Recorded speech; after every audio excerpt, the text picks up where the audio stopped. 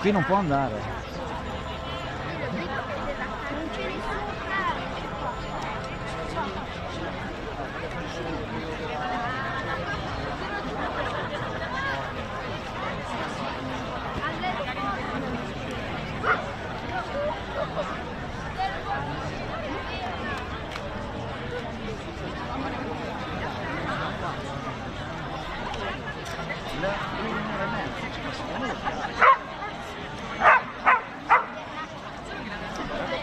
Non seguiti, almeno 2 sessioni.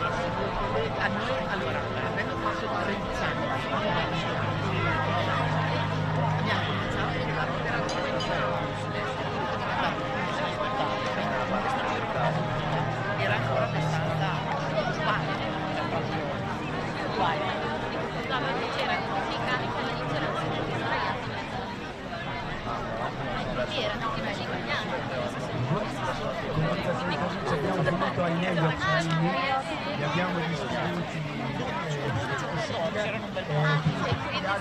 prego di prendere posto davanti a noi e magari al vicino che anche se qua venissero le stelle tanto guardate, noi dobbiamo vedere un fenomeno che dura una mezz'oretta, non dobbiamo vedere un momento particolare, non dobbiamo vedere la parte dominante, l'eclissi totale, non dobbiamo vedere in quel momento per vedere la durata. Qui vediamo un avanzare del disco lunare sul disco polare e questo processo durerà mezz'oretta, quindi potete tranquillamente questa mezz'oretta magari farvi prestare l'occhiolino da qualcun altro.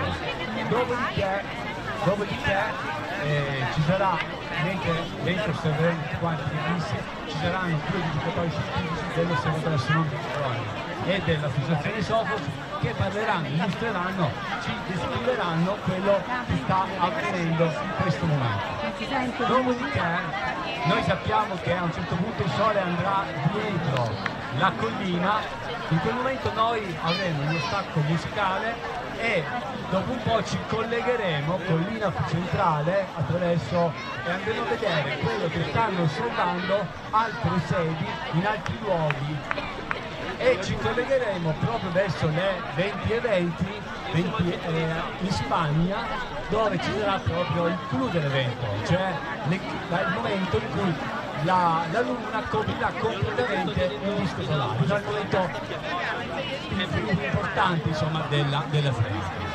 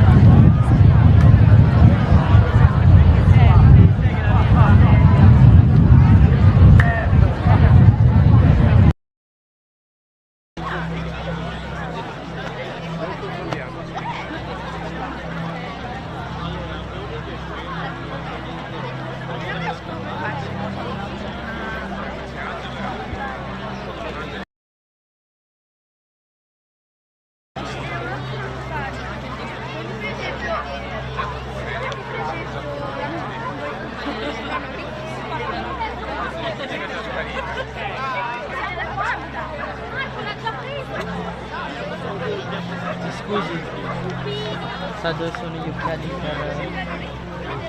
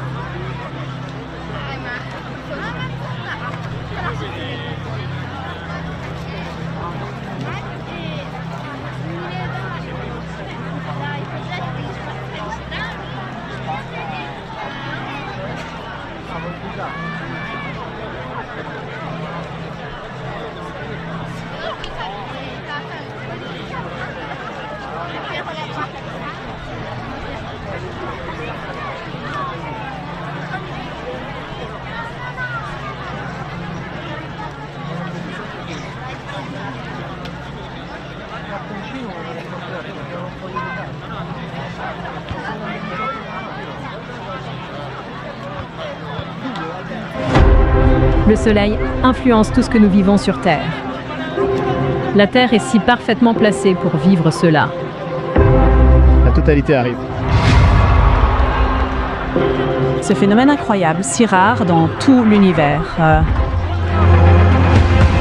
C'est le moment idéal pour en apprendre plus sur notre étoile et son impact au quotidien. Frissons in-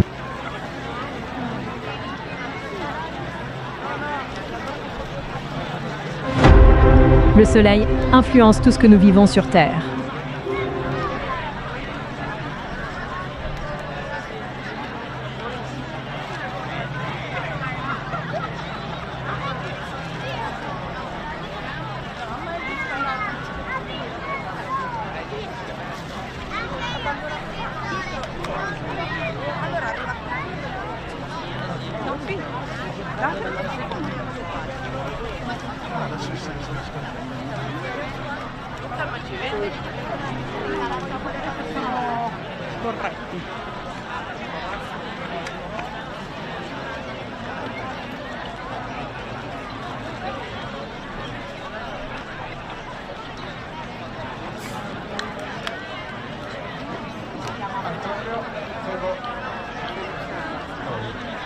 Ci sentite? In fondo ci sentite?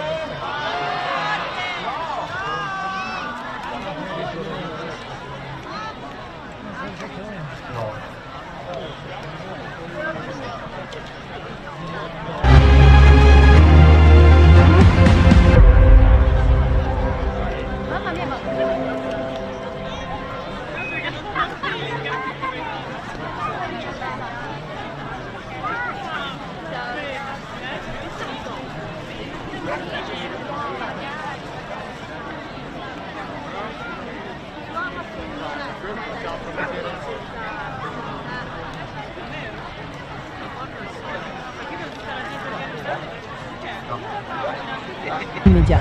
J'ai fondu en larmes. C'est un sentiment incomparable. C'est dingue. Tout le monde devrait regarder.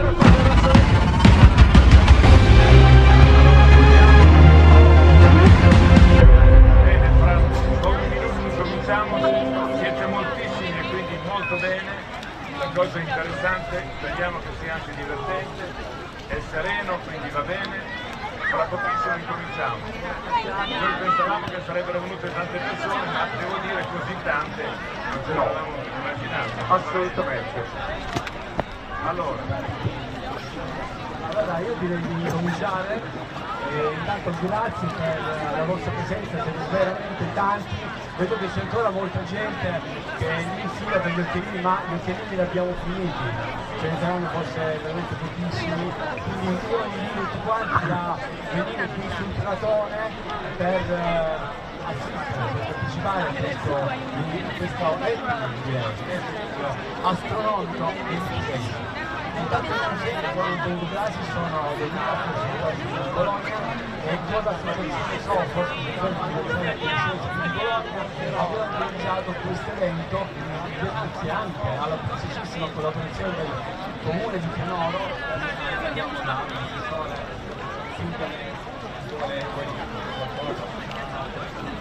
Sì, volevo ringraziarvi per essere qua in così tanti, è un evento raro, lo sappiamo, perché lo vediamo sempre. E già per le stelle cadenti c'erano tante persone, così non ce l'aspettavamo. Quindi un grande grazie anche a voi, sia dell'associazione Sofos che del CAP, perché veramente un evento così non si vedeva da un po'. Quindi grazie. Grazie a voi, grazie anche a Comune di Bologna, perché questo è un evento all'interno di Bologna Estate e all'interno di scelta dell'associazione Sofos. Questa sera ormai abbiamo collaudato, Silvia, già l'altro giorno abbiamo fatto una serata spettacolare con Flavio e con Luca, e perché non riproporla con gli stessi autori che sono veramente degli esperti divulgatori scientifici. Però voglio anche ringraziare, un doveroso ringraziamento anche a tutti i collaboratori sparsi qui un po', c'è Walter che adesso è alle mie spalle, poi c'è anche Gabriele, il musicista, che ci allieverà con dei brani nuovi anche in questa pomeriggio, in questa serata, e poi anche grazie a tutte le persone che sono lì a distribuire, un po' che stavano a distribuire gli occhialini al sole, al telescopio di Francesco, eccetera eccetera. Io direi, visto che il tempo è veramente stretto perché dobbiamo andare a ritmo ferrato, di incominciare. Una cosa di Dio, a un certo punto magari io vi interrompo perché mi diranno dal l'INAF centrale un attimo che dovete andare online, quindi a quel punto noi andremo sul web in una diretta streaming che sta organizzando l'INAF a livello nazionale, e quindi dovremo fare un'ora, non lo so, faremo capire che siamo tantissimi, che siamo pronti a osservare questo fenomeno. Dopodiché quando il sole andrà dietro la collina, Le soleil influence tout ce que nous vivons sur Terre. La Terre est si parfaitement placée pour vivre cela. La totalité arrive. Ce phénomène incroyable, si rare dans tout l'univers. C'est le moment idéal pour en apprendre plus sur notre étoile et son impact au quotidien. Frissons immédiats. J'ai fondu en larmes. C'est un sentiment incomparable. C'est dingue. Tout le monde devrait regarder.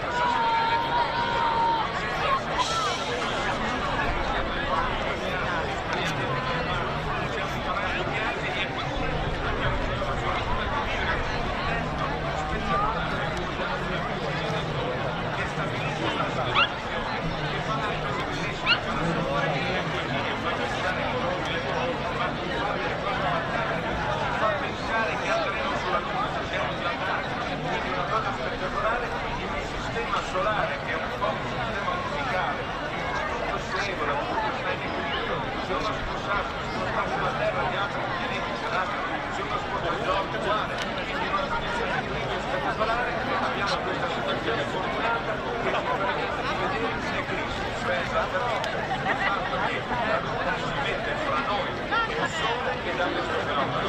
Tu che sei astronomo, in quel modo di dire, allora cosa vuol dire allineamento? Vuol dire come in questo momento c'è il Sole, se le persone immaginano di essere la Terra e immaginano che qualcosa come la Luna gli passa davanti, da destra andando davanti e poi girando verso sinistra, in questo modo rappresentano quello che sta succedendo adesso. Quindi guardando il Sole faccio passare una mano davanti, è come se ci passasse di fronte la Luna e quindi io vedrei un'eclissi di Sole dovuta alla mano anziché dalla Luna, però il concetto è quello. È una cosa meravigliosa, c'è una cosa importante da dire, questi oggetti celesti viaggiano a velocità pazzesca, noi non ci rendiamo conto, se state attenti un attimo, chilometri all'ora viaggia la Terra intorno al Sole. Pronti? C'è che sono forti matematica. No, supponiamo che la Terra faccia un cerchio perfetto. Siccome il suo raggio, la distanza è 150 milioni di chilometri. Pronti? Vedi un po' chi siamo? 150 milioni. Se non moltiplico per tutti in greco, voi siete fortissimi, che è 6 a 28. 6 a 28 per 150 milioni di chilometri fa 950 milioni di chilometri. La Terra in un anno fa 950 milioni di chilometri. Quasi un miliardo di chilometri all'ora. Sapete a quale velocità viaggia la Terra? 100.000 km l'ora. La Terra gira intorno al Sole a 100.000 km l'ora. Noi siamo sul Sole, è la nostra astronave, noi giriamo intorno al Sole a questa velocità. Il Sole gira nella galassia a 800.000 km l'ora. Noi esploriamo l'universo intorno a noi. Il Sole, la galassia è il Sole enorme e dentro questo contenitore, pensate un attimo, il Sole fa il suo giro e ci mette 225 milioni di anni. Allora, se noi ragioniamo su questi numeri, non vi volevo fare impazzire più, ma dobbiamo renderci conto che siamo veramente fortunati. Facciamo un viaggio gratis intorno, guardiamo il mondo e cerchiamo di capire come funziona. Questa è una cosa fantastica, dimmi tu. 250 milioni di anni fa sulla Terra c'erano i dinosauri, quindi vuol dire che l'ultima volta che ci siamo trovati in questo posto della galassia era quando i dinosauri sono più o meno comparsi sul nostro pianeta. Tu non c'eri. Io non ho guardato, somigli vagamente a un dinosauro, più o meno. C'ho il collo lungo anch'io. Allora, non so se questi numeri vi lasceranno forse un po' stupiti, però bisogna cominciare a rendersi conto di chi siamo e dove siamo. Dobbiamo riposizionare le nostre teste, dobbiamo stare attenti a come si muove, a come si parla. Quindi questo fenomeno è così eccezionale. Luca ha detto molto bene, è un problema di allineamento. Tante persone chiedono, ma perché non facciamo le eclissi tutti i mesi? Perché non le facciamo? Allora, il problema è questo, è che come ho detto prima, la Luna passa tra noi e il Sole, ma il piano dell'orbita, l'orbita della Luna è inclinata leggermente di solo 5 gradi, quindi pochissimo rispetto all'orbita della Terra. Quindi, aspetta, ritornando al discorso di prima, se noi siamo la Terra, il Sole in quella direzione, immaginiamo una linea, un piano che ci unisce, questo è il piano dell'orbita della Terra. C'è la mano che ci passa attorno ruotando in senso antiorario, in questo modo da destra verso sinistra, ogni tanto passa davvero in mezzo, ma essendo inclinata, a volte vediamo la Luna sopra, a volte la vediamo sotto il Sole. Tu stai dicendo questo perché sei lunatico? Esatto, esatto, io per intendo di queste cose. Allora, in poche parole, quindi, solo e soltanto quando si ha questa chiamata la linea dei nodi, dove le orbite si incontrano, fate vedere che state capendo benissimo. Se io metto le mani così, se sono così piano non vedo bene, allineato. Se sono così non si incontrano se non in una destra. Pronti? Adesso non posso interrogare tutti perché se ne posso spiegare. E comunque, vieni qua, interrogare non serve niente, serve solo domande. Quelli che vanno a scuola, devono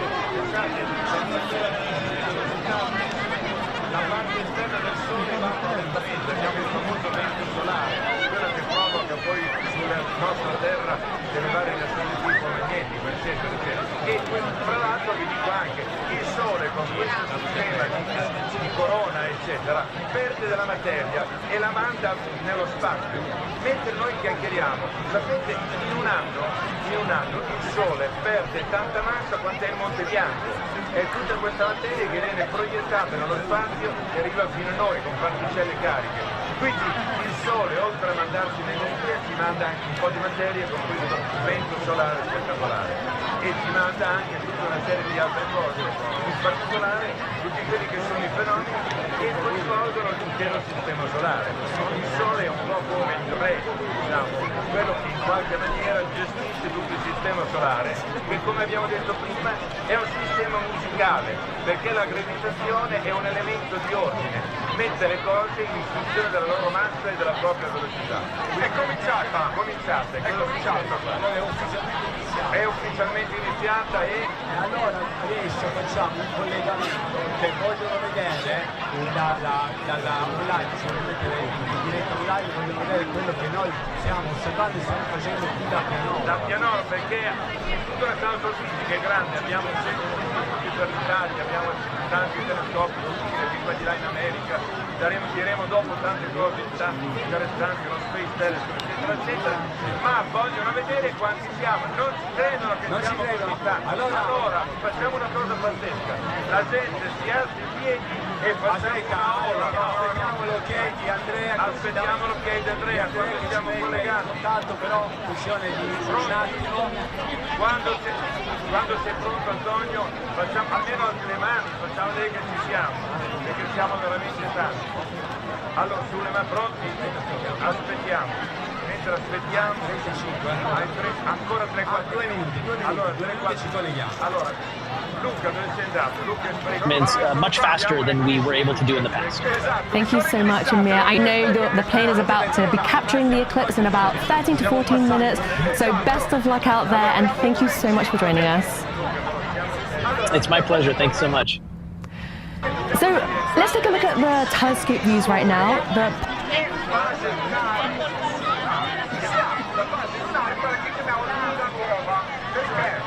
La Luna si trova tra noi e il Sole, quindi viene illuminata dalla parte opposta rispetto a quella che vediamo noi.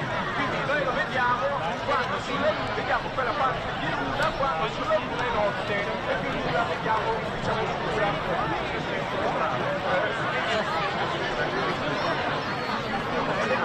Luna è l'opposto, quindi se noi siamo la Terra, c'è il Sole dall'altra parte, la Luna non si trova tra me e il Sole, ma si trova dalla parte opposta. Quindi l'eclissi di Luna accade solo quando c'è la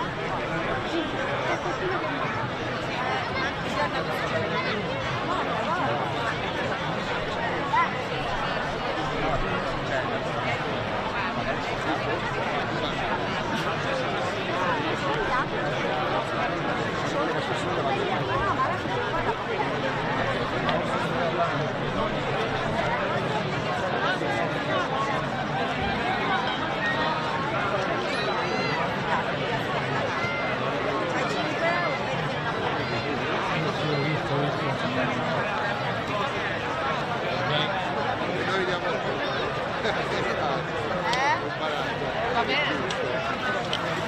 Anche se è lontanato, ma riprendiamo una volta. Andiamo guadagnando 5 a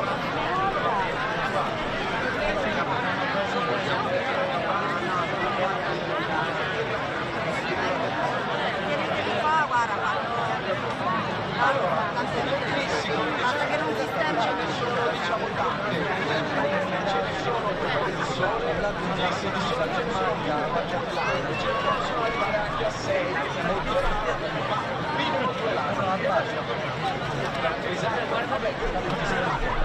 e oltretutto ce ne sono altre più o meno di luna ogni anno. Il problema è questo, è che come dicevamo prima, per vedere le eclissi di sole devi cadere nel cono d'ombra che è una fascia piccolina. Noi che vediamo soltanto un'eclissi parziale stiamo nella penombra, non siamo nell'ombra creata dalla luna, mentre per vedere l'eclissi di luna io devo vedere la luna quando è eclissata, quindi è molto più facile. Però una cosa che in poco si sa è che le eclissi hanno una loro ciclicità.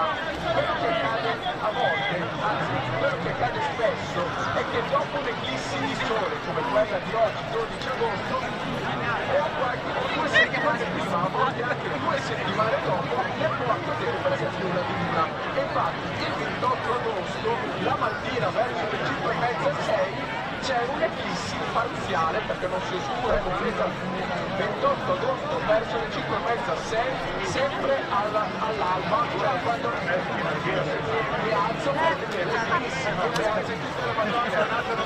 Se volete vedere un'eclissi del sole totale, la prossima sarà il 2 agosto 2027 in Egitto, quindi voi preparate le vacanze, andate a fare un bel giro nelle piramidi e in questa occasione ci sarà un'eclissi totale, non è che l'eclissi in realtà passa per tutto il nord Africa, dal Marocco fino all'Egitto. Una delle città attraversate da queste eclissi è Luxor, dove ormai i prezzi sono diventati astronomici e i locali sono tutti, diciamo, gli alberghi sono stati occupati. Facciamo una verifica se avete seguito, non è che si sta tutto, non fare niente, si sta bene. Quindi allora, niente, vi dico allora, facciamo questo qui. Luca adesso ripete 2 cose di spiegazione di vita. Voi dovete capire quando è che Luca ha sbagliato e quando è che fa bene. Allora,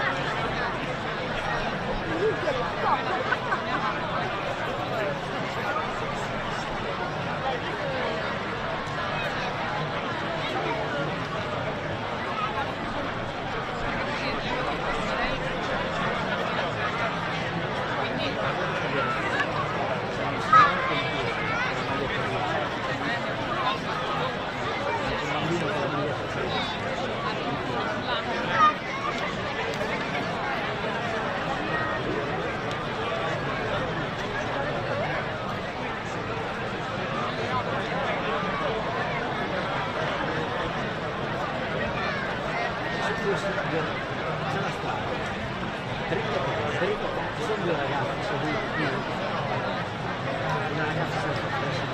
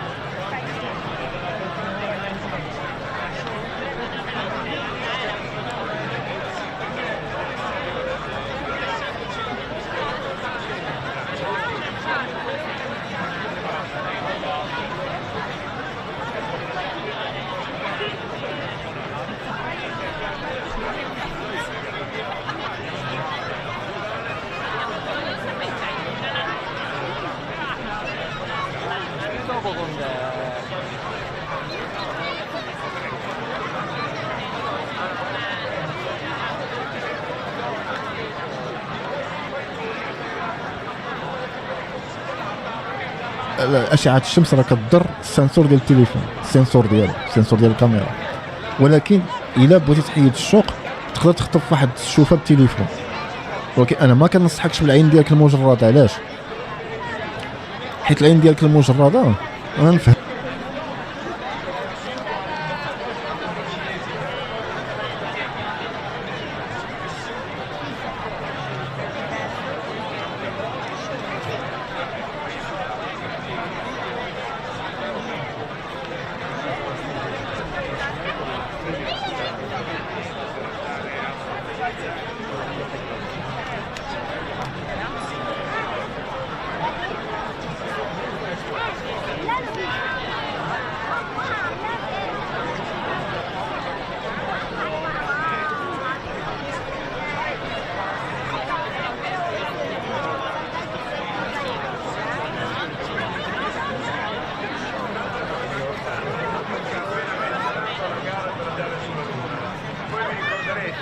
certamente quelli della mia età, la grande gara che c'è stata tra gli Stati Uniti e l'Unione Sovietica negli anni dal 57, dallo sviluppo in avanti, fino a portare l'uomo sulla Luna nel 1960. Gli altri come oggi, questa gara dello spazio si sta ripetendo ma in una maniera molto più complessa, perché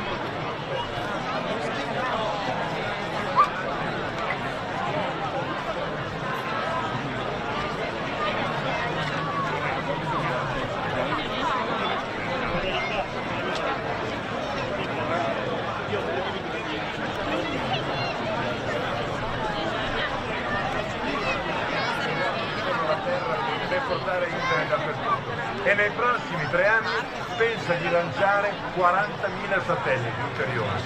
Se voi guardate la notte in un posto molto buio, vedete che ci sono delle strisce di luce, 12 punti, sono i satelliti che lui ha lanciato a blocchetti. E quindi questa cosa, che è un grande progresso da un punto di vista, diciamo, della scienza, della tecnologia, di tante cose, da un punto di vista generale è un problema. Perché a forza di lanciare satelliti, noi abbiamo che il cielo è pieno di satelliti, ma anche di detriti e di situazioni molto complesse, per cui si pone il problema della cosiddetta ecologia spaziale. La Terra non è più solo la Terra con la biosfera intorno, ma c'è questa che è chiamata la tecnosfera, c'è una parte che è piena di satelliti, tutti hanno delle utilità della grande importanza.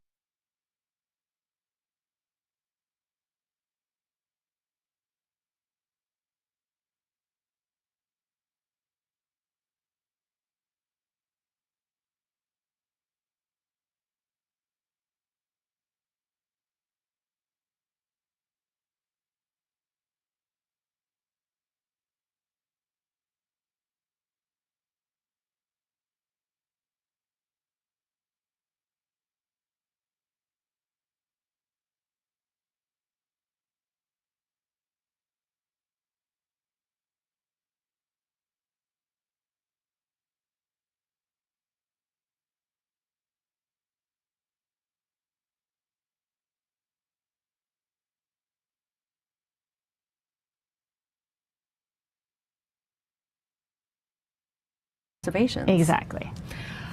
So we have another question here from Elinu on YouTube, and they ask, why does the weather change in a solar eclipse? That's a good question, and I think that's something still trying to be understood. But if you imagine you've stopped heating something up temporarily, so things sink, right? When things get cold, they tend to sink, and so the air is moving, and there starts to create winds. And when you create winds, you start to cool things down. So the weather changes due to just turning on and off the light alone, because the sun is so important to us in actually regulating our weather. Wow. Okay, so we have another question here from Frank Perez on X, and they ask, for sending teams to do research in the path of totality, how do you balance the crew training value of Iceland's terrain against the statistical odds of clearer skies in Spain? And we definitely addressed both, right? There are great things to do with the atmospheric work, especially in the Arctic areas, for the balloons that we sent to Iceland. And then we have teams in Spain also doing that. So it was a balanced portfolio. We made sure that we had both types of experiments available. Okay. Thank you so much. So keep your questions coming in. We'll be answering more later on in the show. And so earlier, I also mentioned that we had questions for you, the viewers, as well. You can head over to NASA's Twitch and Instagram to weigh in on a couple of those. So here are some of those questions that we posed to you. So Kelly, let's see what those questions are. Definitely. So if you had to pick where you'd watch the eclipse from out of these special locations listed, I'm going to ask you this, Kelly. Which ones would you choose? So we have the International Space Station, a high altitude plane, an observatory telescope room, and a NASA chase jet. It would be a tough choice between International Space Station or high altitude plane. They've got such a huge overview. It's great. Yeah, I think I would choose the same too. Yeah. So thank you to everyone who has participated so far. We're going to check back into those results a little bit later on. So next, let's head back to the ground in Iceland. We have another NASA-funded experiment there involving balloons. Students that are part of the nationwide Eclipse Ballooning Project. They've been launching balloons continuously throughout the eclipse, and we're going to be chatting with them live from Iceland shortly. But first, let's learn more about their Eclipse project.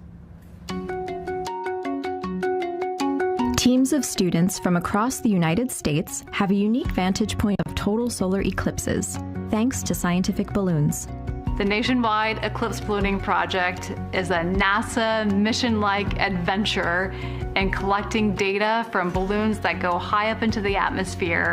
In 2014, the project engages college students and high schoolers in one of two distinct paths. One is the engineering track that has mostly engineering students that get to tinker on different payloads. And the other track is an atmospheric science track where there'll actually be weather sensors to study the impact of the eclipse.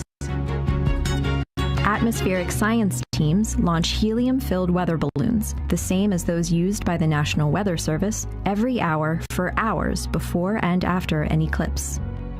Engineering teams fly larger balloons laden with cameras and experiments they build themselves 100,000 feet up into the stratosphere. From there, they study a variety of things such as incoming cosmic radiation and ozone levels, as well as offering dramatic views of the moon's shadow on our planet. The project is really a unique one in that it's both an education, but also doing amazing science that's both about the eclipse itself and also the atmospheric response of the eclipse. Student balloon teams made a historic first during the 2019 eclipse. They measured eclipse-driven atmospheric gravity waves in Earth's stratosphere, or large ripples in the air caused by the temporary cooling due to the drop in sunlight. What excites me the most about this project is thinking about the experiences that the students have that they'll remember forever.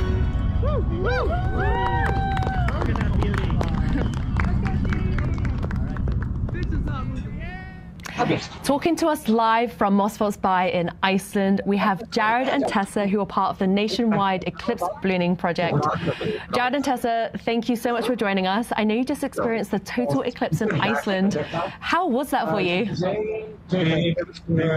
It was awesome. I mean, it's definitely cloudy here, which is a shame, but we saw the lights dim. It was almost as if you were indoors and it was just, you were dimming the lights. It was almost instant, which is I've never been in the path of totality before, so I've never seen anything like that. So it was really amazing.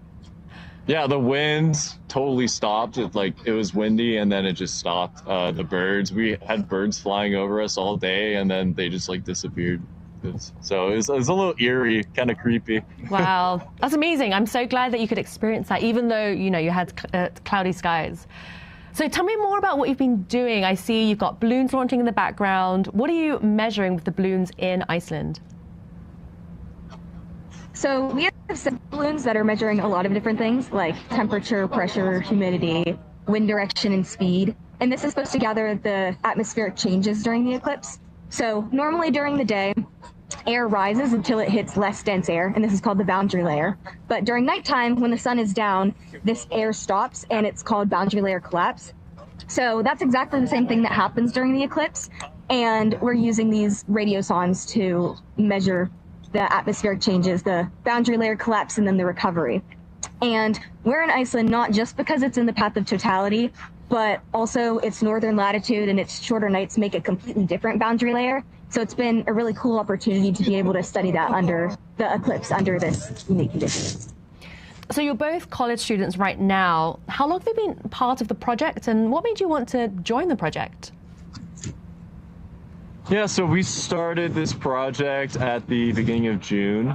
So we've been working with our teams, respective teams, Tessa at the University of Kentucky, and then my team made up of students from across Idaho. And we've been meeting once a week, doing balloon launches, preparing, and really what got me into it was my ballooning club that we have at the University of Idaho, and we all just, you know, we love the science, we love the teamwork, the team building. Into it, what we have. So it's been a lot of fun. And we all That's just, great. you know, And we so love do the you have any science, tips we for love students who are the thinking teamwork, about joining? team building, and yeah. So my biggest tip would be That's great. And so do you have to any get tips for involved. students That was who are how I thinking learned about about this joining? project was through my club. The professor I learned about this project was through my club. The professor came to us and was like, hey, there's this really cool opportunity. And so you guys should put an application in. And then also just, you know what, if you have internship opportunities and you see those, you know, just put an application in. You never know what opportunity you could get. And then also I would say, if you have a class that you're really interested in, just talk to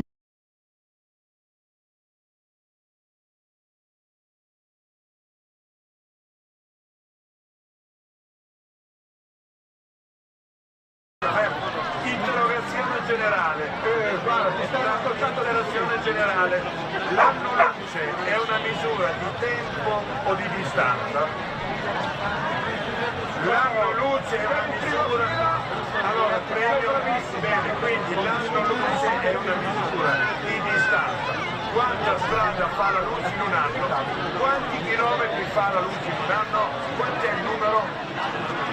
Tanti non vuol dire niente, tanti sono come i soldi che vorrebbe Luca. Allora facciamo il conto, 300.000 km al secondo la luce, quella pronti, 300.000 km al secondo, lo moltiplico per 60 secondi, lo moltiplico per 60 minuti, lo moltiplico per 24 giorni, lo moltiplico per 365 giorni, quindi ore, quindi 60 secondi, 60 minuti, 24 ore, 365 giorni, quanto chiedi?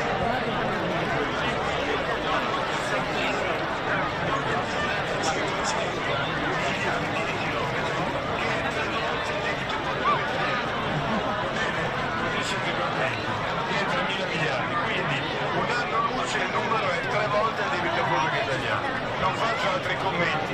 Ho fatto un commento con Luca e chi sta preoccupando se li ho pagato anch'io.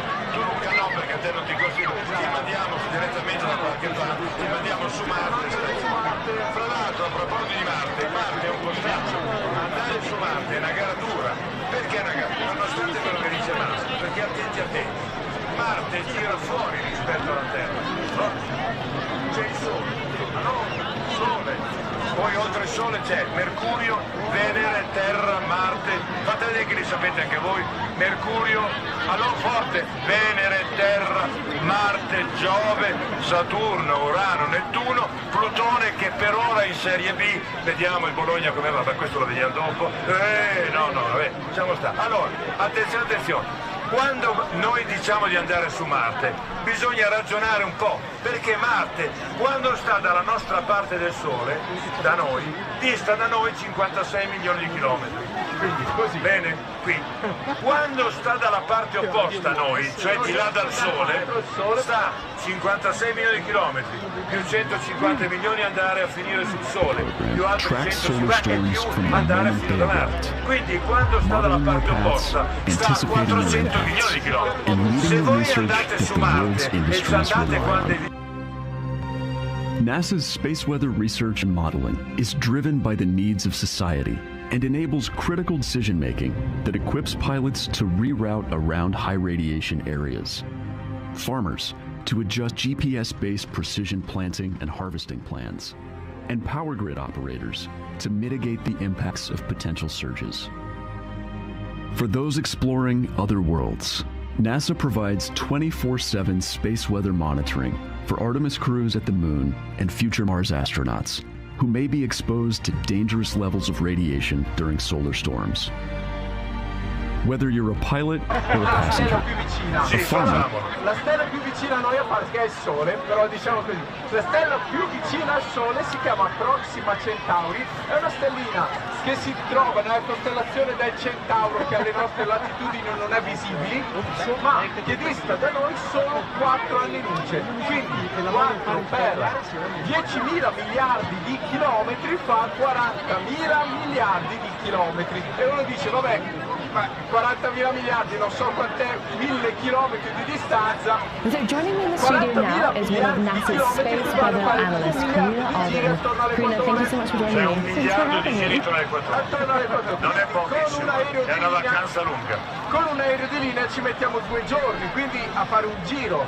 Quindi vuol dire 2 miliardi di giorni, che sono 5 milioni di anni. Tu c'eri 5 milioni di anni fa? Certamente, io ti ricordi? Non sono ancora estinto. Ok. E quindi? Allora, se però prendiamo un satellite, una navicella che viaggia molto più veloce, diciamo così, degli aerei, ci pregheremo qualcosa come 100.000 anni. 100.000 anni comunque. Quindi per andare sulla stella più vicina. Esatto. Homo sapiens era appena uscito dall'Africa, diciamo così. Quindi attenzione, 100.000 anni che sono moltissimi per noi, sono pochi nella scala dell'universo. E questa è la stella più vicina. E questa è la stella più vicina. Quindi il problema è di vedere se c'è qualcuno da qualche parte o no.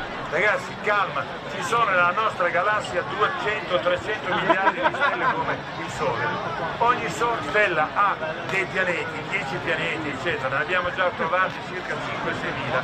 Quindi sarà pieno dappertutto di pianeti, un sacco di pianeti. Volete che in tutto questo macello il Padre Eterno qui per lui l'ha fatto solo per noi sulla terra? Ci sarà un sacco di gente dappertutto, ma perché no? Allora ci saranno, il problema è come cavolo ci parliamo, come ci mettiamo in contatto, qui il problema è la comunicazione e l'andarci. Per esempio, se mandiamo un segnale verso Proxima Centauri ci impiega 4 anni, un segnale radio, un segnale luminoso. Quindi per attendere la risposta, siccome ci sarà un Flavio che lo capirà e ci risponderà subito, arriverà dopo 8 anni.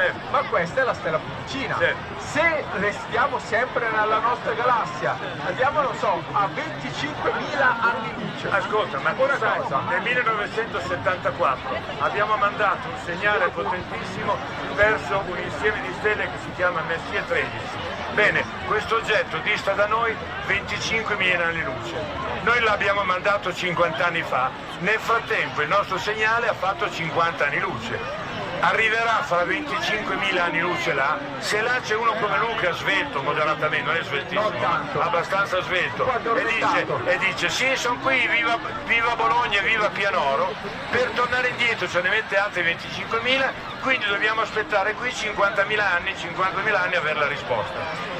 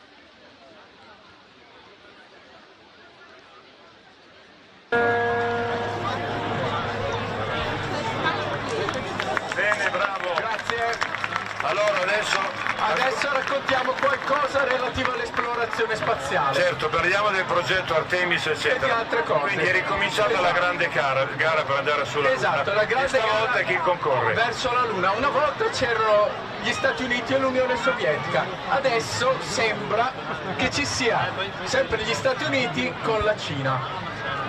Ci sono due programmi in corso che sono quello chiamato Artemis, che è già la seconda missione che abbiamo visto ad aprile andare verso la Luna.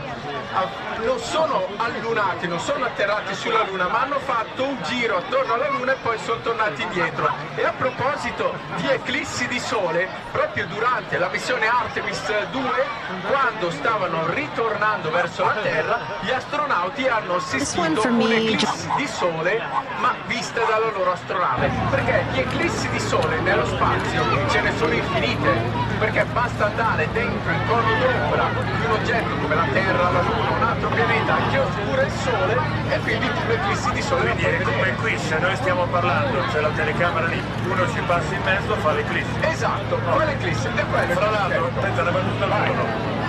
Proprio col giunto dell'eclissi, noi abbiamo trovato degli altri pianeti intorno alle altre stelle. Perché se il pianeta ruota davanti alla stella, la luce della stella per un attimo cala e quindi noi vediamo che è passato qualcosa. Dopodiché torna, troviamo anche il periodo. Quando sappiamo quanto si mette ad andare intorno, conosciamo anche possiamo calcolare un sacco di cose. Possiamo sapere un sacco di cose. Possiamo vedere come è fatta l'atmosfera di quel pianeta, perché noi prima vediamo l'atmosfera della stella, quando gli passa davanti il pianeta vediamo la variazione. Quindi per differenza noi diciamo Però, ritornando alle missioni spaziali, Artemis 2 doveva esserci Artemis 3, che era la missione che ci avrebbe portato sulla Luna, ma in realtà è stata prolungata, nel senso che Artemis 3 parteciperà oltretutto Luca Parmitano, che è un astronauta italiano che in realtà lavora per l'Agenzia Spaziale Europea, diciamo, quindi è un astronauta europeo. Questi cosa faranno? Faranno dei test per cercare come si attraccano, come si agganciano le varie navicelle in quella luna.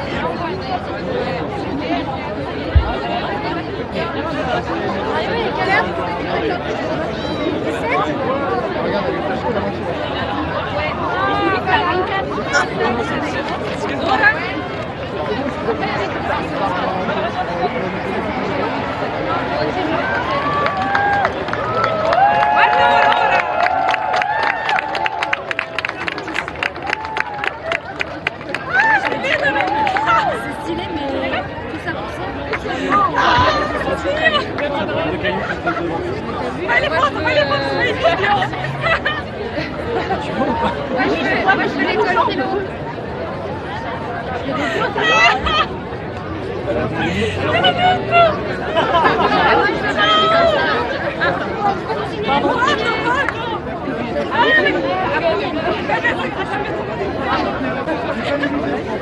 Ah, je te peux dire là.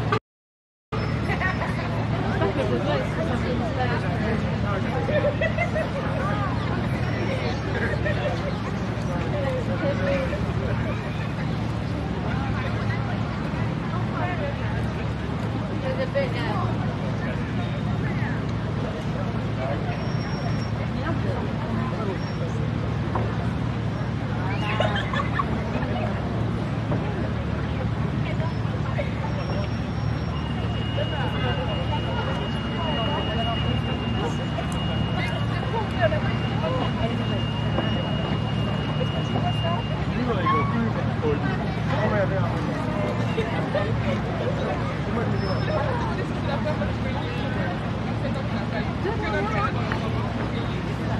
don't think you can cover the whole thing. I think that's it. Sorry? Yeah. Right. Come on.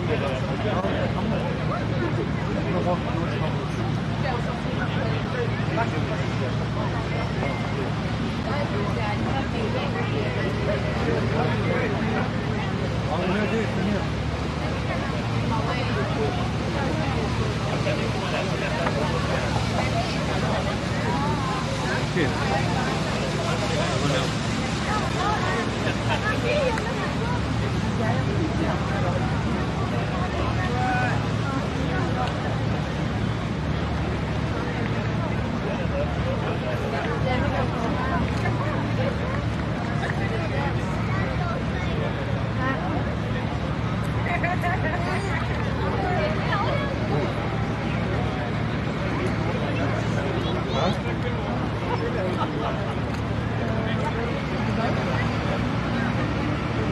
I don't think it could be pretty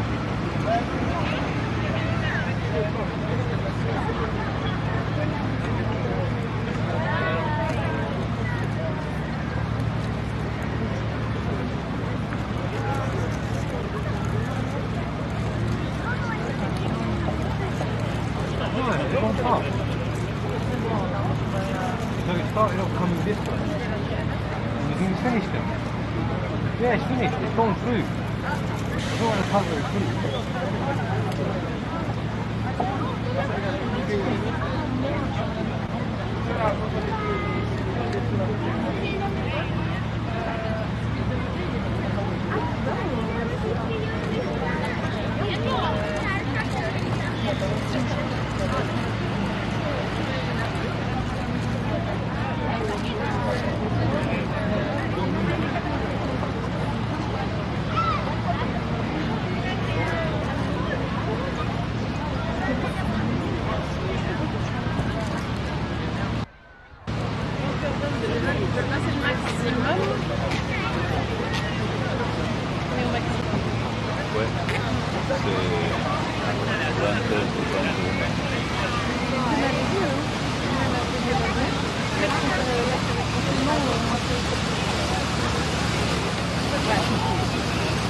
Et après, maintenant c'est quoi?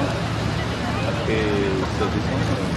Après elle va, je pense que la lune va partir, la lune va par là. Ah oui. Et le Ah soleil, oui. Il va grandir ensemble. il va s'éloigner. Oui, le soleil il va grandir. Mais il descend.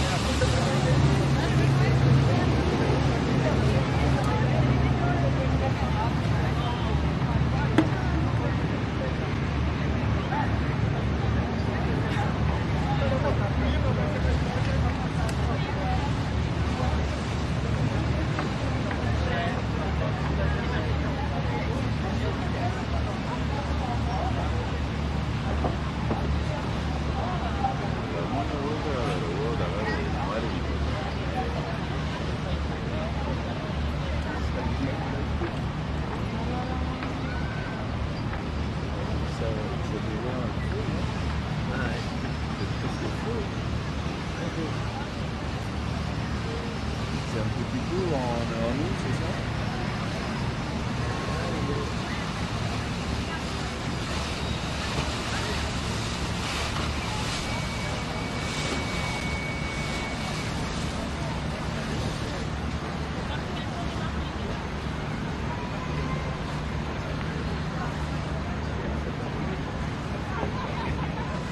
Et c'est un en bleu, non?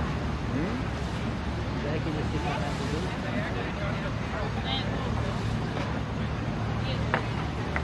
Ouais, c'est parce que... C'est à cause de la cheminée.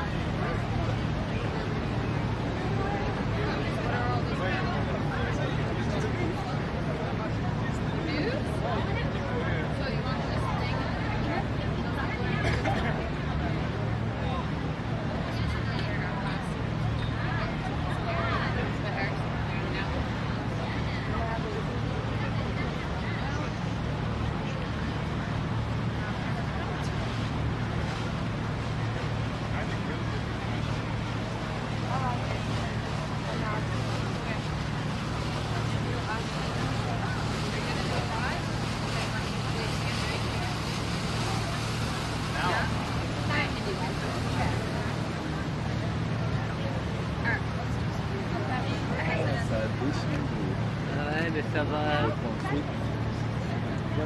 Bah ouais, c'est parce qu'il y a le devant qui est de cette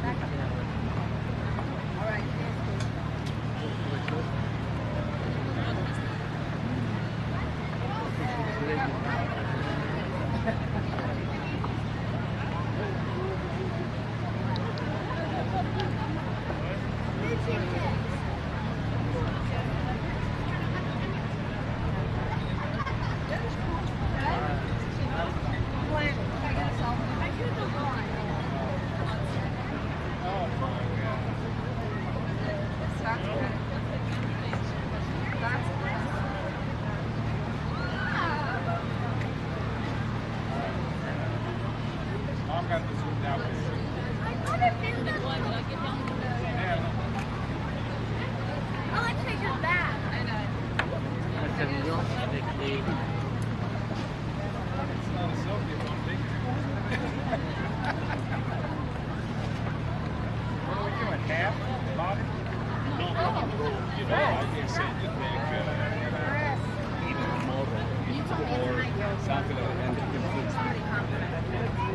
Something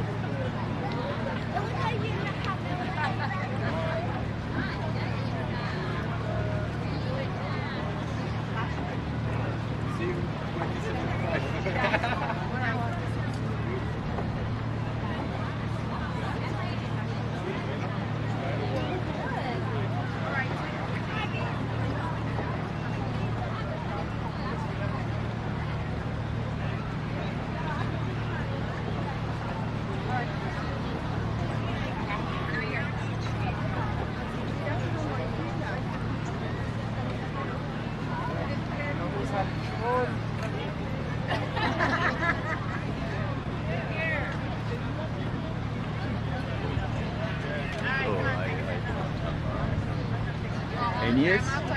Agnès. Oui, c'est Desparo en fait, ça descend d'eux, je pense, tout le qualité. On va voir s'ils veulent qu'on coupe. Oui, peut-être. I cannot turn around. Ah oui, mais on peut passer sur ma cam.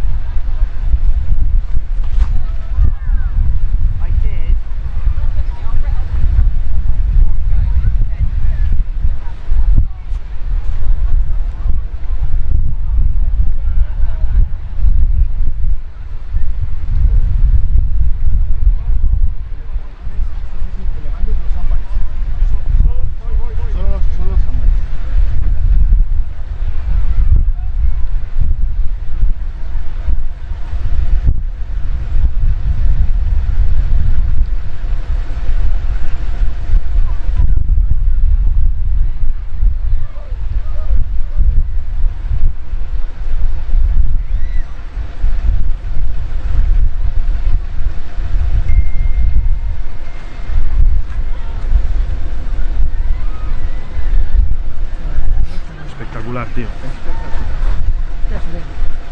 Oye, bueno, yo voy a repasar la foto y empezamos a recoger porque nos estamos sin luz.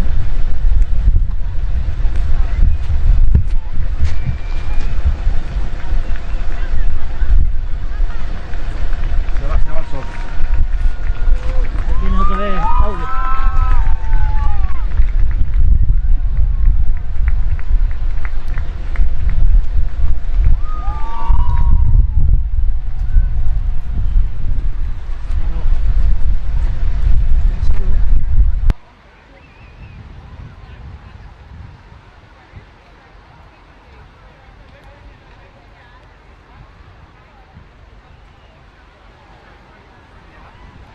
Yeah, well,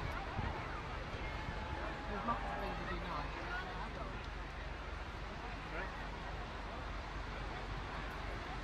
Right, just about to finish.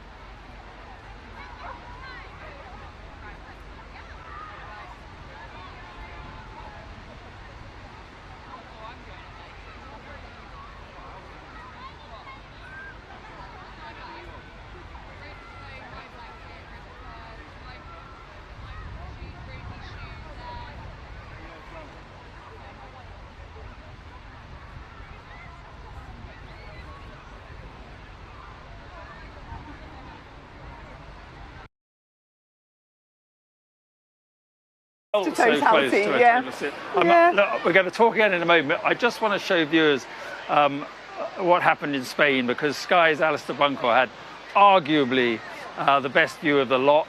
He was on a beach in Palma in Mallorca, and here's how the total eclipse there looked for him, and thousands with him on the beach there watching.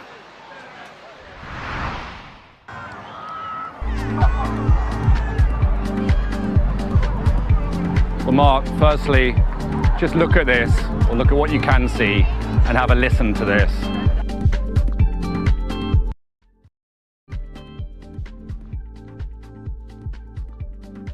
Planet itself, you can also see the modernity of the lights of camera phones, as everybody can now remove their glasses and look at that spectacular image and capture it for themselves on their phones.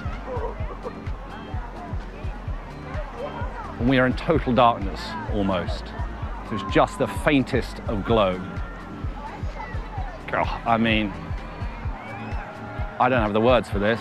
I've seen a lot in this job, but this I will remember. This is quite extraordinary. The moment that the moon passed right in front of the sun, there was a huge cheer here on the beach, and some people are up dancing.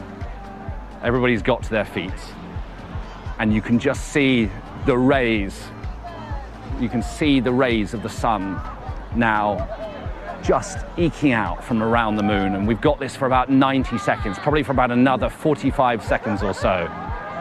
Oh, and it's just starting to appear now, that bright glow.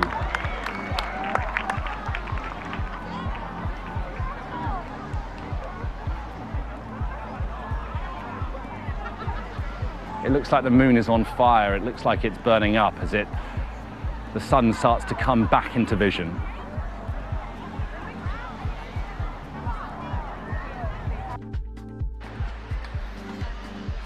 and Dr. Claire Foulon and Professor Catherine Heyman are still here with me. And well, it's light is re-established here. But even here, the darkness was not only noticeable but eerie. As you say, babies started crying, the wind stilled, it got cooler, and obviously it got darker. It was quite something, wasn't it? Yes. I think people also stopped talking. I had the impression it was much quieter as well. Yeah. I don't know if you noticed, but except for the baby's cry. That was interesting. Yeah. It's like it's this moment where you you're so absorbed by watching it. But yeah, there's plenty of things happening. Yeah. So we can see there. This is the shot of the sun where we are in Newquay, and you can see there the eclipse has ended, and even a few clouds daring to show their face. But I suppose they can do that now. Yes. We've had our fun, and it really was quite spectacular. Catherine, what did you make of it all? I'm actually feeling a bit sad now, Mark, because it's over. The fun's over. It was just, I mean, you see the pictures on the TV and books, and you but to actually be here and experience it. So thank you so much for flying me down from Scotland. It's just been an absolutely spectacular evening in the most gorgeous location, and to see when it got to that tiny crescent sun and watching it shift from sort of left over to right as the moon moved across very gently. It was absolutely beautiful. To see that, and so I'm a bit glum now. I have to wait a whole other year before the next well, one. You need to go and see this total eclipse. I think you need to tick that box. And Claire, you were just saying to me earlier you wanted to talk a bit more about the weather, space weather, and how all this relates to that. Yes, so I'm not sure what answers you got from the heliophysicist in NASA. But I hope she was kind of like repeating things I already started saying. What I wanted to say about space weather is the impact is something that you also can see in the sky, and it's known as the aurora. And in 2024, 11th of May, or around that time, we had a big coronal mass ejection, and it created a big geometric storm. And actually, we had auroras in Devon, which, aurora, you associate auroras with the polar cap, or you have to go north, Finland, Norway. No, it was here in Devon, or everywhere in the UK as well. But there were lots of pictures taken by people. And this is, again, we come back to this idea of how unique it is. It's from your perspective, from your own eyes, and you're able to see these beautiful, colors. So, yeah, that is one aspect that is known from the impact of the solar wind on our metaspheric environment. Yeah. And Catherine, this whole thing about this alignment and watching this happen, you do get a real sense of the size of space and your place in space and your place in the universe, and it's a pretty small one. I mean, in the grand scheme of things, we're really quite insignificant. but the joy of being able to be here and witness that, for me, it was just that slow motion of the moon that really struck me, and sort of that's the physical motion of the moon around us on planet Earth, and we see that night after night. The shape of the moon changes because we're seeing different parts of it being illuminated by the sun. So you do see that change night after night, but to see it sort of actually happening right there over the course of 2 hours. Whenever I wasn't talking to you, Mark, I was just sat here with my eclipse glasses on, staring up at the sky. I'm just looking back because there's just a tiny cloud now just across, and if we look at the picture that we were just looking at of the sun on Newquay, if we can get that back, that's all it would have taken. See there, that's all it would have taken to completely well, reduce the impact of the moment. Yeah. No, clouds are a major problem for all astronomers, and that's why we often like to send our telescopes up into space, or indeed the NASA project that you were talking to, getting above the clouds. But yes, it's just as well they've only arrived now. Look at that. So now that is quite some picture from Portugal, because that is what I assume is, well, it's sunset and the eclipse not quite over. So what a lovely shot that is. And I'm not sure in Portugal what the extent of the partial eclipse was, but that is, well, it's another one of these extraordinary images that we've seen for much of the evening. And you're seeing that sun sort of set in real time there, Mark, you know, as it's getting closer and closer to the centre of the wind turbines. And what you're seeing there is the motion of the Earth turning. That's what's causing the sun to set. It's just the motion of that, the spin of the Earth. And right, look, I'm just being being told that they got 99.9%. Oh, agonisingly close. I mean, that is agonising close, but probably still spectacular, I would imagine. Absolutely. That. And there we are, Spain, where they've just had the most wonderful evening. And certainly if those images from Mallorca are anything to go by, they really had a treat there, didn't they? Mm. And that's the shot in Villa Libardo in Spain, which we've been watching for much of the evening, and we can say goodbye to the sun in Villa Libardo. But it has done its work, and it has pleased the Spaniards, and those shots on the beach of Mallorca were quite spectacular, weren't they? Yeah, the person you were interviewing on the beach afterwards, you know, he was just overwhelmed, wasn't he? Yeah. And I think here, people, observing that from on the ground. There was applause. We should also mention up at the very top of Norway, in Tromsø, Anders Olsen had his equipment out, but again was really unable to capture anything because of the clouds and rain. The clouds and rain, as well, which is never good for telescopes and equipment and that kind of thing. So thank you very much to everybody who's been sharing their images of the eclipse today. But we did get some beautiful images from here as well, from Leon in Spain, our team with Renata Melanhus and Jeremy Krause. They really worked their little bums off to get us some beautiful telescope images. Don't think Renata hasn't been working hard, because she has been trying to figure out those camera issues for days. It's also Stefan Thorsen in Palma de Mallorca in Spain. We just talked to him. He did great. Thank you, Stefan. In Stavanger, Norway, Ada Opperhau. She was out with our little smart camera, our little smart telescope, and got beautiful images from Stavanger, Norway. She's, hometown. It's almost like I wish I was there. And let's not forget all the wonderful people back at HQ in Stavanger. Arjen Rex, Daniel Leland, Andy Ardner, Jason Lydiot, Sarah Kornberg, Ellie Elliott, and Anya Smith. Now you can see that the sun is looking a bit weird on that telescope image. You can see on that widescreen image that the sun is setting. It really is setting. So we're going to leave you with this beautiful sky, but there's always something else happening in the night sky. And tonight, there's an after party.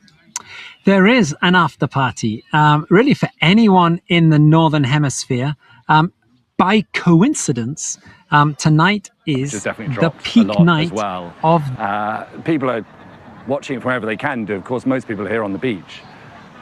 They've got their spots for the last couple of hours. People are up on rooftops as well, and some of the hotels around here. Great spot to watch it from, uninterrupted. I like the people who have gone into the sea themselves. Some have gone out further out on paddle boards, others are on boats, but some are just in the sea with their glasses on, and they're taking advantage of the fact they're down by the Mediterranean to watch it. Let's just Yeah, I mean, if I put my glasses on now, there's just a slither of the sun still left. So by my calculation, an 8:31, just after 8:31 is supposed to be the moment of totality. So that's about 4 minutes away now. And then we'll get 90 seconds, about 90 seconds of total darkness, of total totality.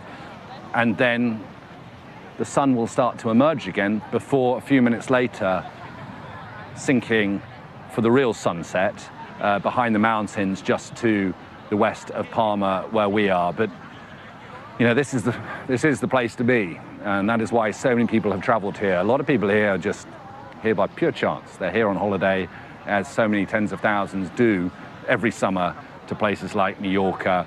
But people have traveled all over the world to this spot. It'll be the last moment on land, really, that you'll get the totality. I spoke to one guy who's come from Alistair, let's just stop and watch as we approach a total eclipse in Villa Libardo in Spain.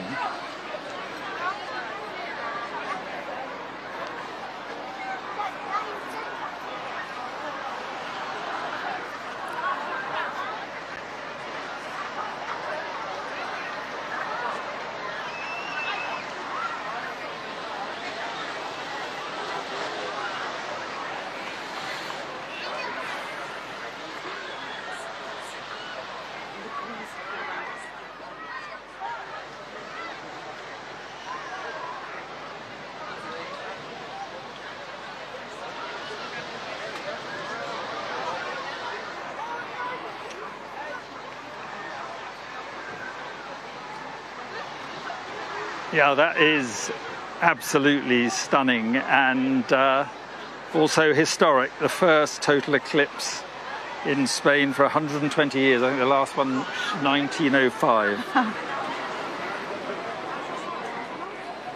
But Spain's lucky because it's got another one next year as well. That's the one you're going to. You are coming with me, Mark. But look at this. Look at the colours. Look at the... Yeah, so you can see corona. That atmosphere around it. So the green that you're seeing there is that atmosphere around it, the corona, and then we've got these prominences coming off it, and that's the sun starting to come back out again as the moon moves away from the sun.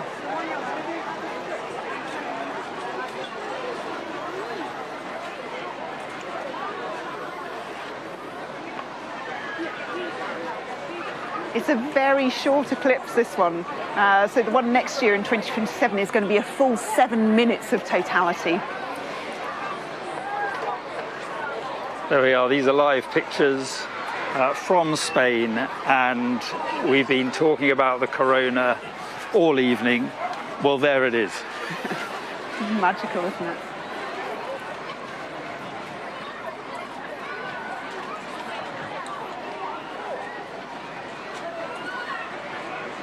And if you're under the path of totality, we haven't had this here in the UK, but if you're under the path of totality, you can see the stars right now. When the sun's blocked out to this extent, the stars that you're used to seeing in the night sky pop out.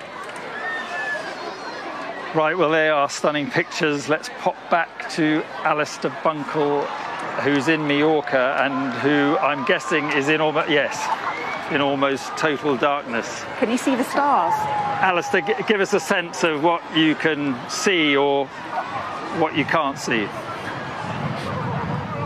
Well, Mark, firstly, just look at this, or look at what you can see, and have a listen to this. We have totality now, and an event that is old as the planet itself. You can also see the modernity of the lights of camera phones as everybody can now remove their glasses and look at that spectacular image and capture it for themselves on their phones. And we are in total darkness almost. There's just the faintest of glow. God, I mean, I don't have the words for this. I've seen a lot in this job, but this I will remember. This is quite extraordinary. The moment that the moon passed right in front of the sun, there was a huge cheer here on the beach, and people are now, some people are up dancing. Everybody's got to their feet. And you can just see the rays. You can see the rays of the sun now just eking out from around the moon. And we've got this for about 90 seconds, probably for about another 45 seconds or so. Oh, and it's just starting to appear now. That bright glow.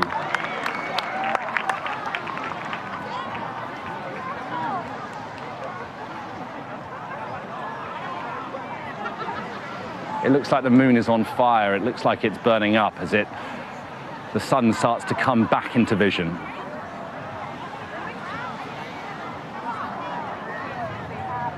And suddenly we start to get a bit of light again. We can start to see again, but look how close it is to the mountains. In a few minutes' time, once the sun comes back, in a few minutes' time, it will sink below those mountains and we'll get a double sunset.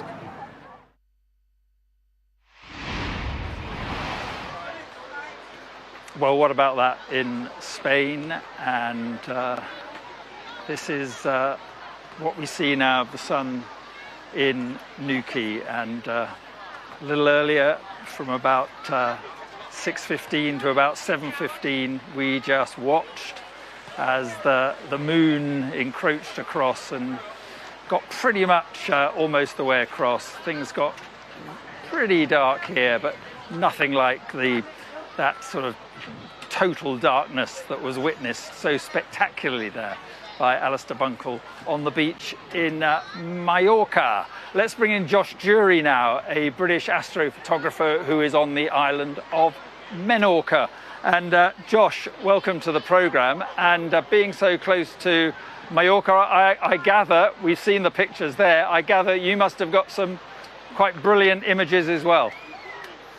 Yes, I did, and thank you very much for having me. Wasn't it incredible to see day to turn to night for just a matter of seconds? And what has made it more special for me for this experience here in Menorca is that an eclipse of this scale has not been seen in 487 years. So I've had the immense privilege, literally just under an hour ago, to capture the image featured. And just describe the pictures that you were able to get. So very low down on the horizon, a totally eclipsed sun, and you can see the moon's shadow up there in the atmosphere, captured over one of the ancient Tauola, which is a primitive ancient site to Menorca.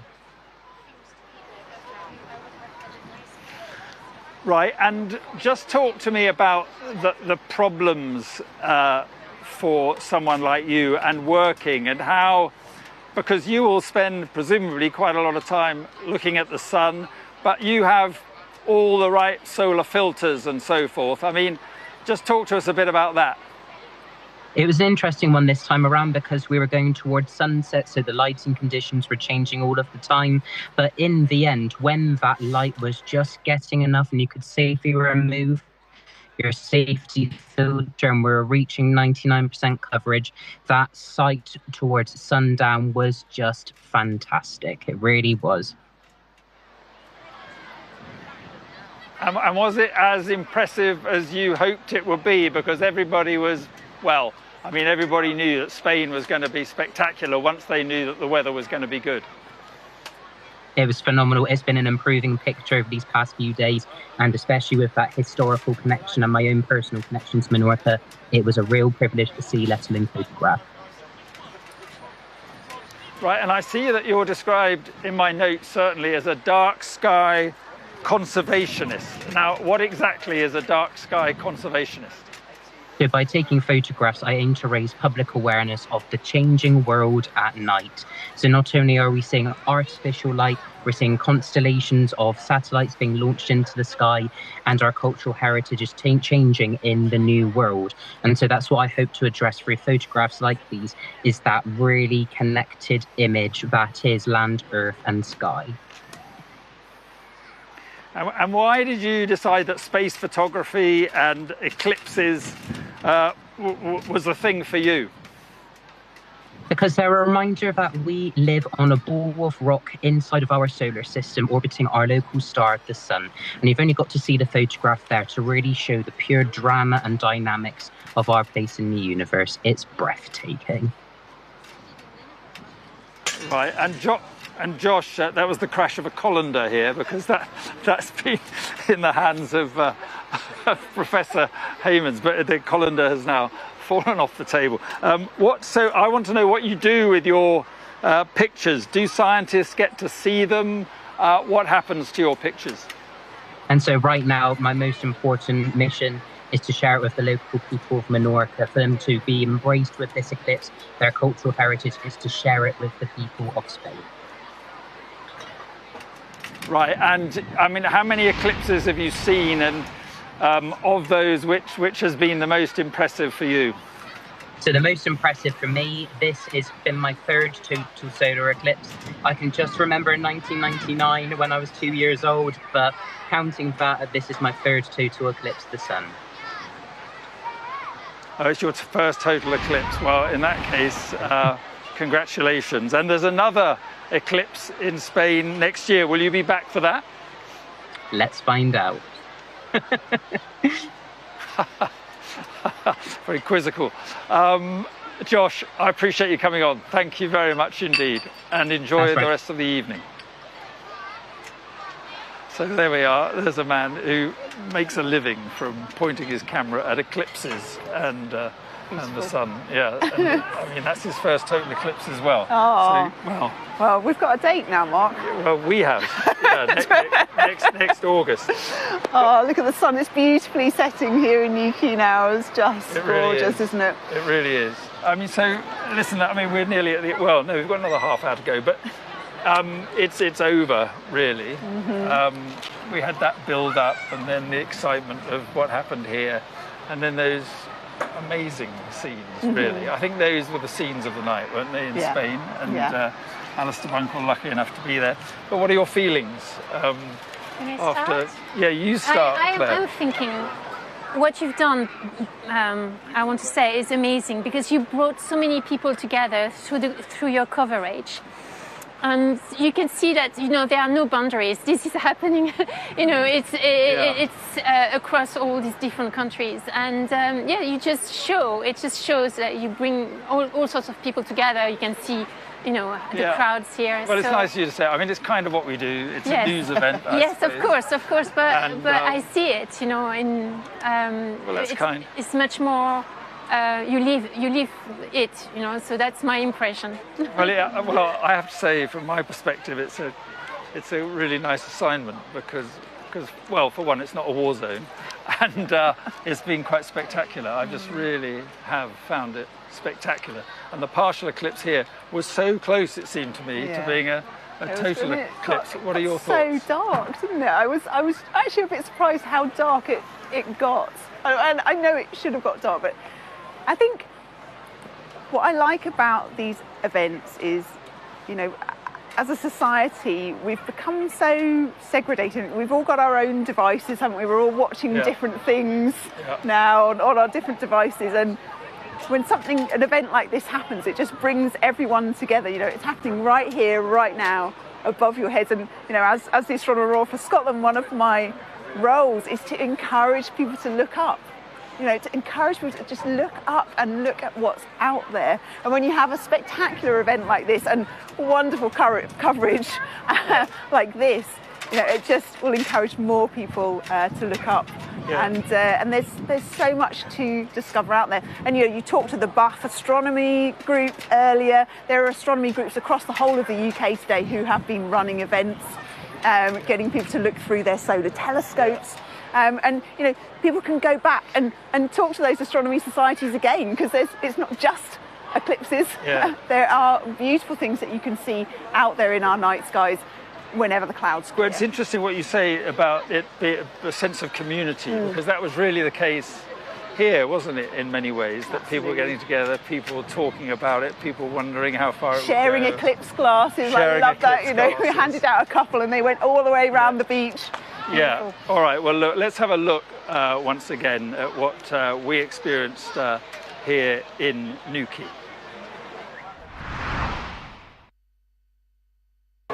absolutely minuscule crescent here in Newquay.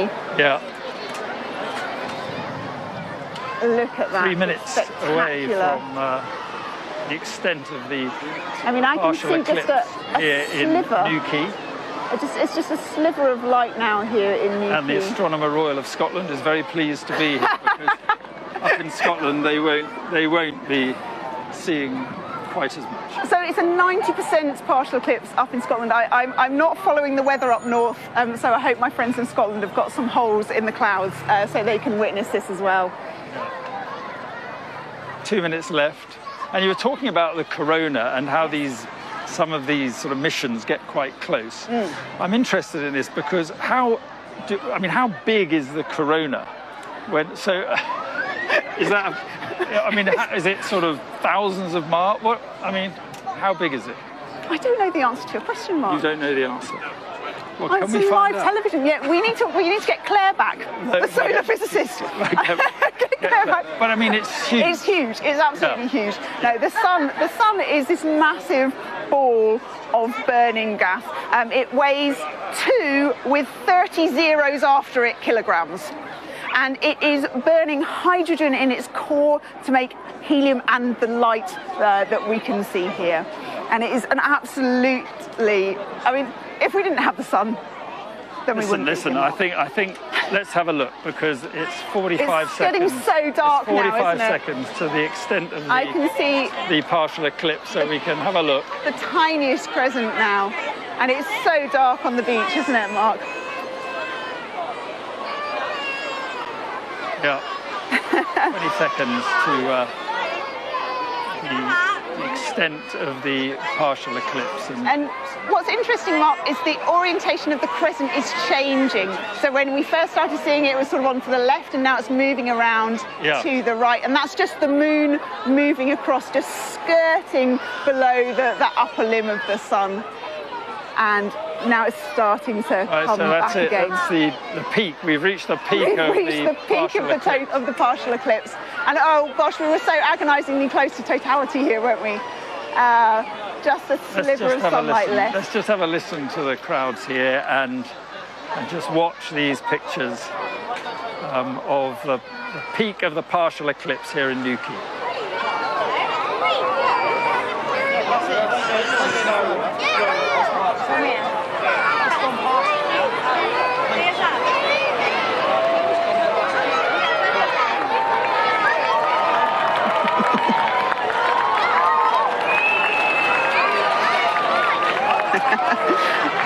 Crowds are cheering.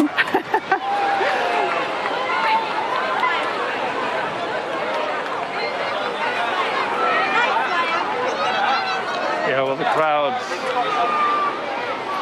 clearly aware now that this is the thing. And it just shows, I mean, I'm just sort of catching a glimpse of it in my naked eye. It just shows how... No, don't look at the sun with your naked eye, Mark. Don't do it. At a different angle, but I mean, you can't see anything anyway, can you, with the naked eye? No. The eclipse glasses are just magical. But people at home, if you don't have eclipse glasses, do get out your colanders because you will see the projection of the sun through the holes in your colander, and you will see the crescent that you're seeing on the television here right now. So, well, I hope people enjoy it because it's a long time to the next one, isn't it, Catherine? Absolutely. So you get partial solar eclipses every couple of years or so, but never anything as magical as this. So we typically have sort of 20, 30, 40% partial solar eclipses. For something like this, again in the UK, you're looking at least until 2050. And if you want to witness a total solar eclipse in the United Kingdom, Mark, I think you and I are too old for that. I think, yeah. 23rd of September 2090. 2090. Yeah, so if I've never seen a total solar eclipse, Mark. No. I've never seen one. You've only just told me that now. really, this is really magical for me. I've got a question for you then. Why aren't you in Spain, or why aren't you? Yeah, no, that's a very good question. So I'm very pleased you're here, by the way. I think right now, Mark, you and I need to make plans. The 2nd of August, 2027. Next year in Spain. We can go to Malaga, Gibraltar, or Algeria. That goes across the Middle East. I mean, we can decide on the destination. But what do you think? Well, I'm up for it. I mean, I was there in '99 in Devon. I was on a hillside in Devon, and that was pretty special. Spectacular. So,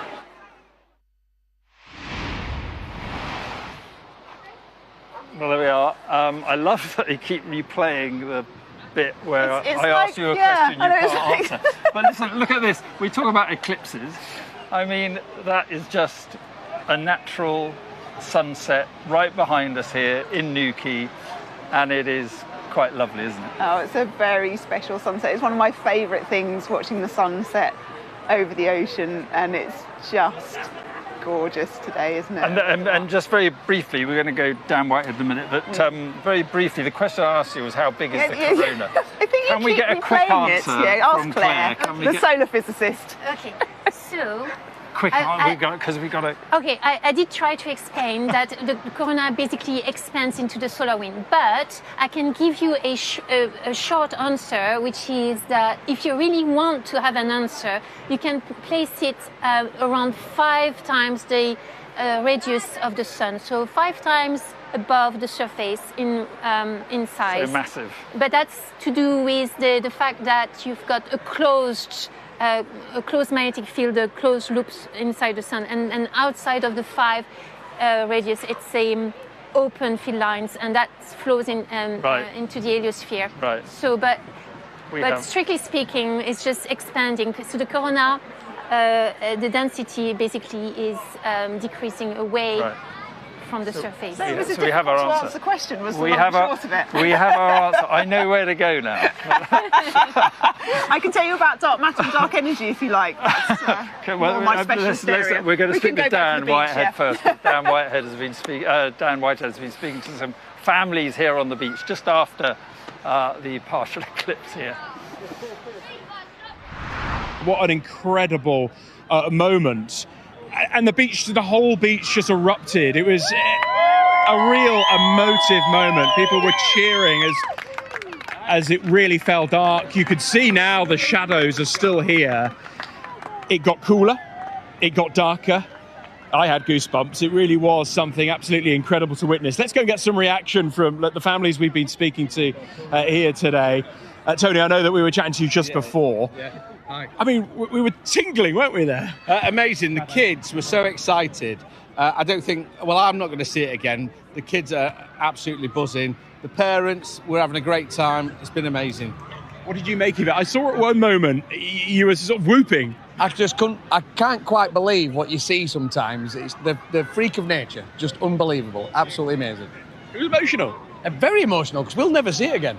Just absolutely fantastic. Let's go and get some reaction from people who will see it again, albeit quite a long time till we get such a spectacular view again. Kids, we're coming out the other side of the eclipse now. Aria, what did you think of that? It was really cool. I loved it. I thought it was going to be not really like what I was thinking, but it was so much cooler than I thought. What did you notice about it? I noticed that it got all darker, and then now there's still some shadows of it, and all the birds went a bit fast. I think they got a bit scared. Did they? Yeah. But you loved it? Yeah, I loved it. Jasper, what did you make of it, seeing that? I thought it was really cool. It was like a once-in-a-lifetime opportunity. So it was really cool looking through the glasses and seeing what it did. The sun was on the left and now it's changed. Amazing, wasn't it? Girls, can we have a chat to you back? Because I know we chat to everyone on the row here. What did you think about that? Because it sort of felt incredible. Everyone started clapping, didn't they? Yeah, it was so good. It was amazing to see. It's probably a once in a lifetime kind of opportunity, so it's really cool to experience that. Yeah. And how did you feel when that sort of maximum 96% of the sun was covered? What were you feeling then? It was just like so cool. We'll probably never see it again, so yeah. What about yourself? It just felt a bit weird because it all went quite dark and Fantastic. Well, it's starting to get a bit lighter now. The shadows are still here, but you could really